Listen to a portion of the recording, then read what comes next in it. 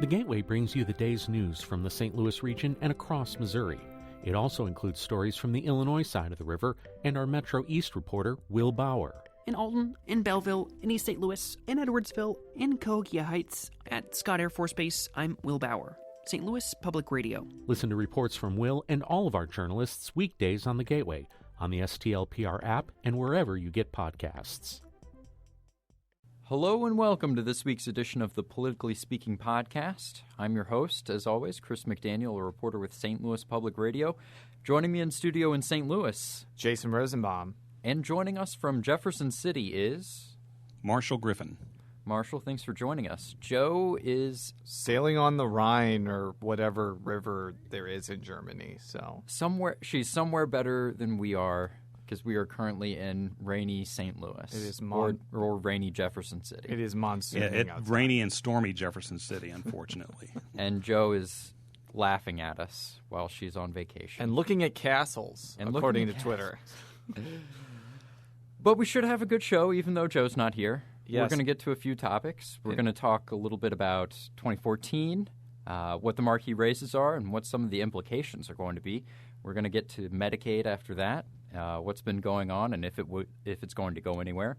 And we're also going to talk a little bit about the gun nullification bill. What were you going to say, Jason? I was going to say, you might notice we don't have a guest. We are taking a brief hiatus from guests since we've had 2 straight weeks of 2 guests. We want to inform you with our monotone / smooth, buttery voices as opposed to we got to get to the news. Yeah, got to get to. We're the news. our own guests, in other words. Yes. So, but yes, 2014. I think it's going to be it's going to be real hot, right? With that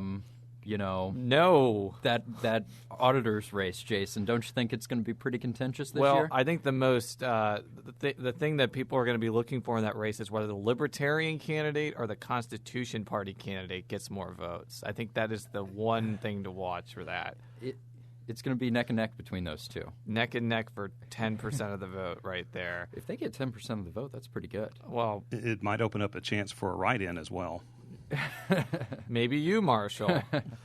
No. But the reason I think we're joking about this is for the first time in decades, if not several centuries, the Democrats have not put up a candidate for state auditor. And, there was a Democratic candidate at the beginning, Jay Swearingen of North Kansas City, but he dropped out. Right. And he's not running for re-election either, so I think he just might be leaving Missouri politics for the time being or running for something else. But, I think it was always going to be an uphill climb to take on Schweik. He had a pretty substantial war chest, I think over $600,000 or $700,000 of cash on hand.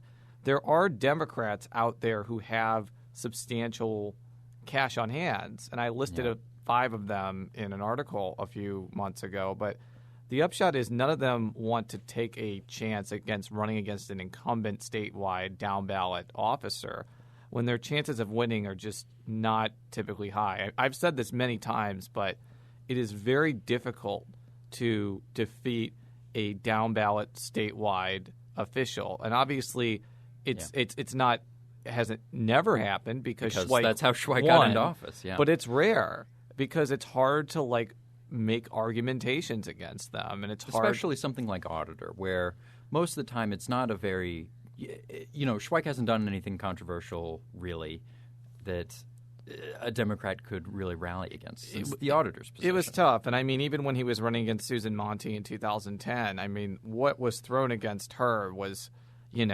not as explosive as other races because these offices are serve in many ways a utilitarian role, and unless you really screw up and do something that is super controversial, I mean, the chances of you getting attacked for something that's going to cause you to lose re-election I think are generally pretty low. But I think that people like me who watch these types of things expected at least what I call a sacrificial lamb candidate, somebody who would just file, would probably lose, but would make him spend a significant amount of money.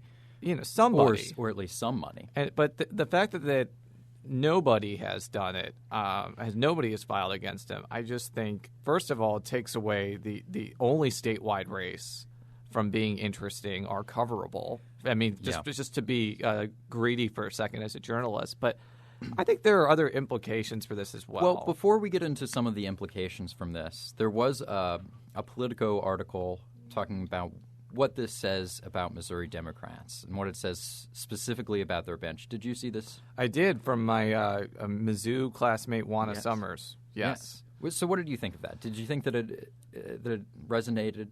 Well, I know that Democrats were mad about it. I saw on Yes. Twitter. And I think that they pointed out that, Democrats have a 2-term governor and a 2-term treasurer and Jason Kander and all these people. But Right. I do think it says something that, the Democrats did have people who could run against Schweik, and I think would have made him work for it. People like, I didn't think that Clint Zweifel would get in, for example. I think that would probably be something that would be a little too risky for someone who's maybe looking at 2016.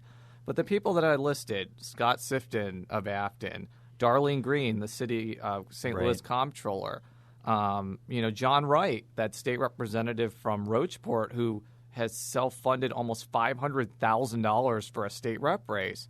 Now, all those people would have been able to have the resources and be able to run credible campaigns, and they decided not to do it. So I don't know if that means they don't have a bench, but I do think it does say something about risk aversion.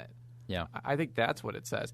The article that really kind of got my attention was Steve Kraski's Kansas City Star article that came out on Friday. And it was making the argument that by giving Schweik a pass, the Democrats are actually engaging in some sort of strategy to make Schweik stronger against Catherine Hanaway. And in actuality, it's a good thing for the Democrats. And I think that argument has been made before. Joe actually mentioned it. It was on our podcast. And I think Joe actually asked Catherine Hanaway about it. And I liked the article, and I thought it was an interesting way of thinking. But I wanted to kind of bring a counter question to that, and just thinking about short term in this year, because there's been a big emphasis by Claire McCaskill and Chris Koster that they need to do better in the legislature. So how does it help Democratic efforts to get more Senate seats or more House seats if you leave somebody with $700,000 of cash on hand to either give money to other candidates or direct his fundraisers to give them money? Right. I mean, the argument has been put forth, well, maybe he'll save that money for 2016, but if he gives $200,000 of that away, he's going to be able to get that back pretty easily. Sam Fox has given him $100,000 donations several times. And I just think that for all the hullabaloo about Koster giving $200,000 to the House and Senate candidates, not only do you have Schweik, but you have all these state Senate candidates who were opposed in 2010 and 2012 who were unopposed too. Brian Munzlinger, Bob Dixon, Dan Brown, all of them faced pretty reasonably competitive races in 2010. Two of them even beat incumbent Democrats completely unopposed. Those people are going to give money to candidates too. I just don't see how this is beneficial towards that goal. 2016 is another story, but again, if you're thinking short term, I'm not sure how this is good for the Democrats on any level. Marshall, what do you think about this? Yeah, well, it makes sense to me as well. Most of my in-depth studies and coverage are about what they're doing once they're in office, as opposed to trying to get reelected or back into office. But I will tell you, it at least makes it a little bit easier for them, especially Munzlinger and Dan Brown, to focus on their job at hand here, as opposed to having to divide their time between how they're going to raise money and how am I going to get this piece of legislation passed. At least it frees them up a little bit in that respect, and that's got to be good for at least the working relationship of elected Republicans here in Jefferson City. And I want to mention why I mentioned Munzlinger and single him out in particular, because I have covered Missouri politics, not necessarily before Joe was born or whatever, but for about 8 years. And I remember a time when Northeast Missouri was still a Democratic stronghold. It was one of the last rural outposts of strength for the party. Now, flash forward 8 years, which is 2006, when Wes Schumeyer beat Bob Boehnen in one of the most expensive state Senate races in history in Northeast Missouri. And you now have a relatively similar yet Republican-leaning more after redistricting, where the incumbent Republican doesn't even have an opponent. Some of the other Northeast Missouri reps don't have an opponent. And you have the possibility, if everything falls into place and that Ed Schieffer's seat goes Republican, of the Republicans having a complete, utter domination of that region. And if you're talking about building a party and building legislative strength, I just don't know how not putting a candidate against those people helps you. Maybe it conserves money for the races we're about to talk about, Jeff Coe and St. Louis County, but I think it's just very risky. I don't know. Maybe I'm reading this wrong, but I just don't think strategically this is beneficial in the long run, or at least in the short term. Maybe in the long run. Well, let's talk about some of those Senate races and some of those House races that we're going to be looking forward to in 2014. Yes. One of those is the Shoup seat, where she has raised a significant amount of money with the help of Koster.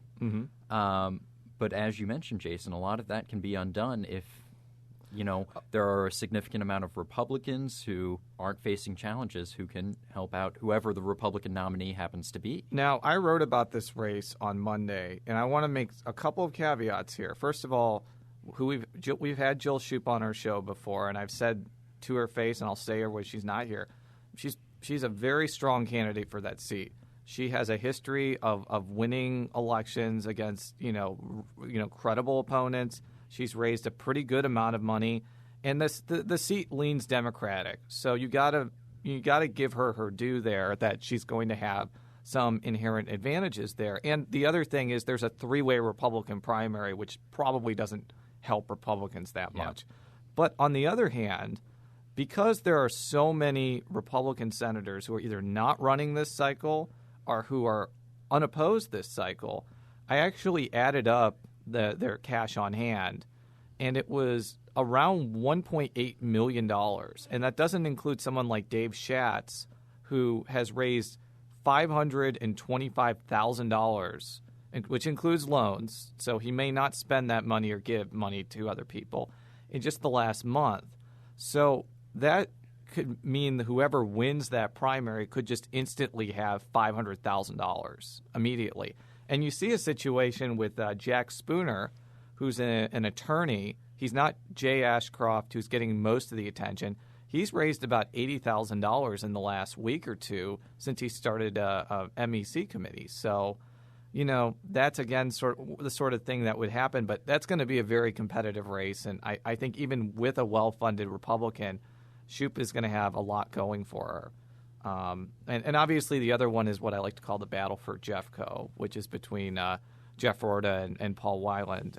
I picked that by default as the most competitive general election contest, which I think just says a lot about how just of a bust this election cycle is. Because going back to 2006, the 22nd district in Jefferson County, it was at the time held by a Republican, Bill Alter, and Ryan McKinnon ended up knocking him off pretty easily. It was kind of an assumed, result that, Republicans weren't going to win that seat. And now it's the most competitive seat in the entire election. I think it's not only a testament that Jefferson County is more competitive, but it's just that there's not much there, Yeah.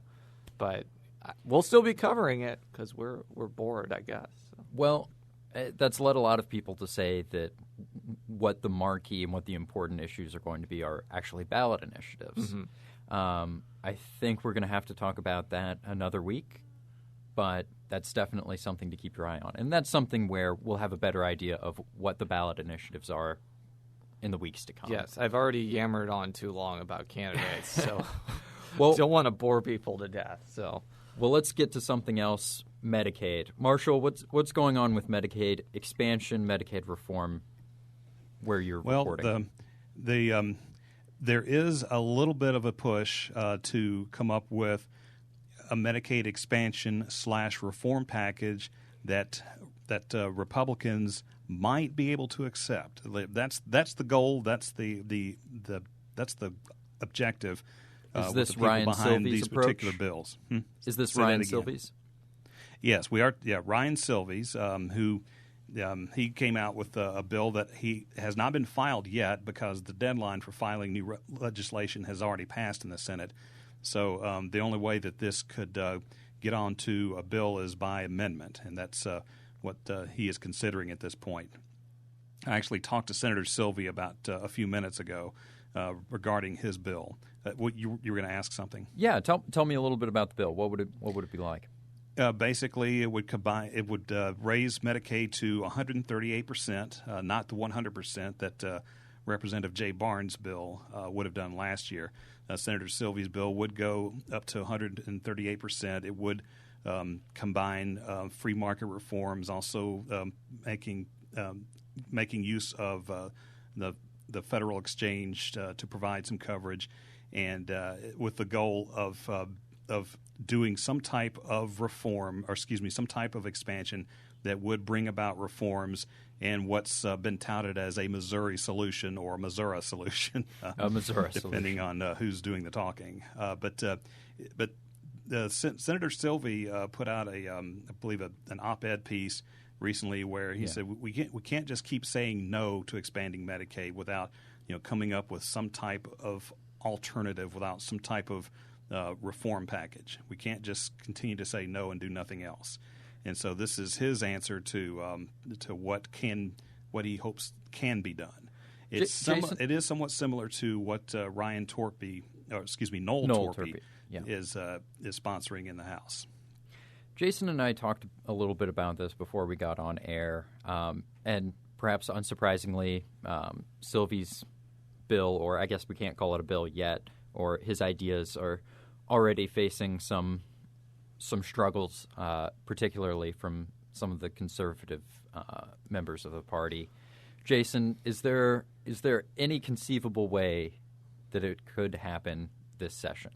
This session, probably not. But eventually. Eventually, possibly. And I think that something like what Sylvie and Torpy are proposing will be part of the solution. I don't think that the Republicans are going to take up a Medicaid expansion that Nixon wants or what Democrats want and pass it. I think the chances of that are zero. Yeah. I do think, though, that they would potentially pass a quote-unquote transformation or reform bill, which is essentially expansion, but just making a whole bunch of changes to Medicaid. I mean, let's just cut the gibberish there. That's what it is. It's still kind of bringing the same goal, but just making a lot of changes to how the program works. But I don't think, and I've said this so many times that people are probably sick of me saying this, but I don't think alone that could really help. Yeah. I really think that the best way for them to go forward is, first of all, there are going to be Republicans that are going to filibuster this no matter what, and they're going to be inconsolable. So you're going to have one or two of those left before that comes around. So you might have to wait for John Lamping and Brad Lager to leave the Senate and be replaced by other people. Yeah. And then there's still obstacles. You still have people who are going to be there next year. Ed Emery's still going to be there. Dan Brown, who has no Democratic opponent, as I mentioned, he said he would filibuster this, and I'm sure there will be others as well. And obviously, and there's Rob Schaaf. Yes. And he's probably the most ardent and able filibuster of all. And I mean, he is facing a contested election. I wouldn't say that he's necessarily a shoo-in for re-election because that area is not super Republican, but he has never won. He has always won his elections by at least like 55% or above. And that includes his Senate race in 2010, which signals to me that the chances of him not winning his election are very low. I think he is favored for re-election. So what I wrote a few weeks ago and what I've been saying on this show and other shows is he has specific ideas about, access, transparency, and just the way hospitals are regulated and confirmed. And I think that the only way that a bill like Sylvie or Torpy's bill is going to be successful is you have to work with him and you have to incorporate a lot or most of his ideas into any of those bills. And even that I don't think is a sure thing. And I want to just be clear. I don't think that would make Rob Schaaf support that, and it wouldn't mean that he supports Medicaid expansion. but there is a possibility, as he told me, that if he does an analysis and all the numbers kind of work out to where it isn't expensive in his eyes, he may stand down from filibustering. Right. I want to be super clear on this. I don't want to convey the message that he is for Medicaid expansion if some of these things happen. He is absolutely opposed to it, and I think if you don't work with him, he's going to be a very potent obstacle. So my question for the Missouri Hospital Association and the Chamber of Commerce is it worse for hospitals to shut down when nothing happens, or is it worse if you have a Medicaid transformation or reform bill that makes significant changes to certificate of need or price transparency? And I think in 2015, 2016, that I think will become an issue. This year, I just don't see it. I think that gets back to what we've been saying for a while, which is that Medicaid transformation is a real long shot this session. Would you say so? Because we haven't reached any consequences yet. We haven't seen rural hospitals shut down, but I think once those things start happening, I think that'll definitely be a big incentive. What do you think, Marshall? I agree, and also getting back to the election cycle, even though candidate filing has stopped, there will still be people who will run for re-election or run for higher office on the Republican side who will use their opposition to Medicaid expansion as something they can campaign on. Sure. And because this is an election year, I don't see much happening with Medicaid expansion, even with the proposals being sponsored by Representative Torpey and Senator Sylvie. Even Senator Sylvie told me this afternoon he even acknowledges that his newly crafted proposal is a long shot. Yes, but it'll still be an issue, and it will still have an impact. I think we're just kind of talking about the real legislative mechanics here. So let's get to a bill that does stand a good chance of becoming law. Or I shouldn't say becoming law, but of passing. Marshall? Yes, passing but not becoming law. Yes. yes. So this is Senator Nieve's last year in the Senate. He's going to run for Recorder of Deeds of Franklin County. But this is kind of his last hurrah. Tell us a little bit about the bill, Marshall. Well, actually, I'm going to tell you about his bill, and I'm going to tell you about Representative Funderburk's bill, which also got some attention this week. The House actually perfected their version of the Second Amendment Preservation Act. That's the one that's sponsored by Representative Funderburk. You might know it as the gun nullification bill. The gun, yes, the gun, as I call it, the gun control nullification bill, because it would not nullify guns. It doesn't nullify guns, yeah. I think the Democrats would actually like it if it nullified guns. That's a fair point. In addition to it being Senator Nieves' last year, this is also Representative Funderburk's last year. And he is running for St. Charles County Executive against Steve Ellman, by the way. Interesting, yeah. So he's term. Funderburk is term limited out, so this will be his last hurrah as far as getting a major bill out. And at this point, I don't think the Republicans care a whole lot which version of the bill passes. But I should mention that the House version now has something significant as far as backing away from, I guess, what some would consider a very extremist move. Instead of mandating a Class A misdemeanor for federal officers who would enforce federal gun laws, that's out of the House bill. Now it would just make them liable to being sued, as opposed to actually being thrown in jail or fined. So, which I suppose could actually be even more expensive than paying a $1,000 fine. And so you've talked about the Class A misdemeanor, which of course that was in the bill that was passed last year, which the governor vetoed. I don't remember the vote count during veto session. How short were they? Does anybody remember off the top of their head? Well, it passed in the House by, I think the exact margin, I think it was 109. Yes, and then it was. It failed in the Senate by, I believe, one vote. One vote or two votes? Well, there were only two no votes among the Republicans, and it was the top two, Dempsey and Richard. Which one pushed it over or kept it from being overridden? I'm not sure. I think it was Dempsey because Richard had already announced that he wasn't going to vote for it. So, Marshall, is there any indication that this change changing it from misdemeanor to just something that you can be sued for. Is that something that there's any indication that either of those two Republicans would change their mind as a result of those changes? I've not heard yet whether or not that would tip the balance as far as a potential override in September. But I'm guessing that's what the thought was, that maybe this will make it a little bit easier to digest if it does come down to a veto override.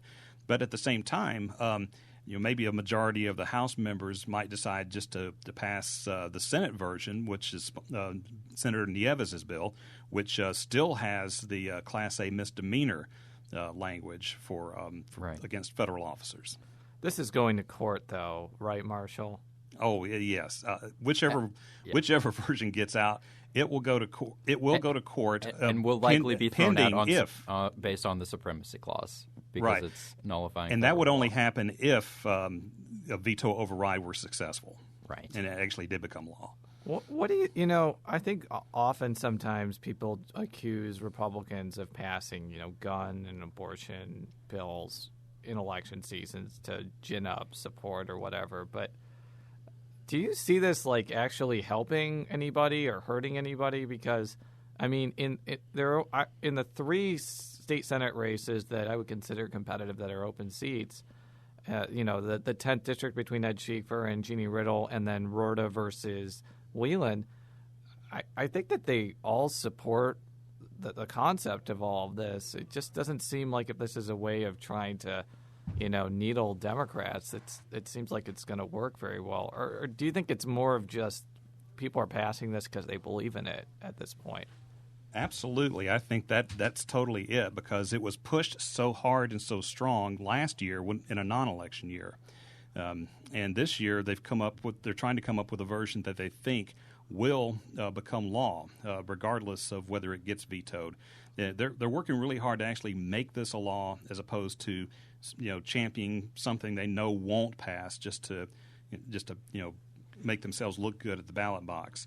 Now, I do think that does come into play somewhat, but keep in mind also that there were, I believe, 8 Democrats. I'll have to look through my Twitter feed real quick, but I do believe there were 8 Democrats that voted for this as well, and I do believe Jeff Rorta was one of them that voted yes on this. But don't hold me to that until and I don't know if Schieffer or Rorta voted on that. I know that I believe they voted yes on it during the regular session, and I don't remember how they voted during veto session. But yeah, I do have this in front of me right now, and I'm looking down the list here, and Rorta actually did vote yes for the Second Amendment Preservation Act, at least for the perfection of it yesterday.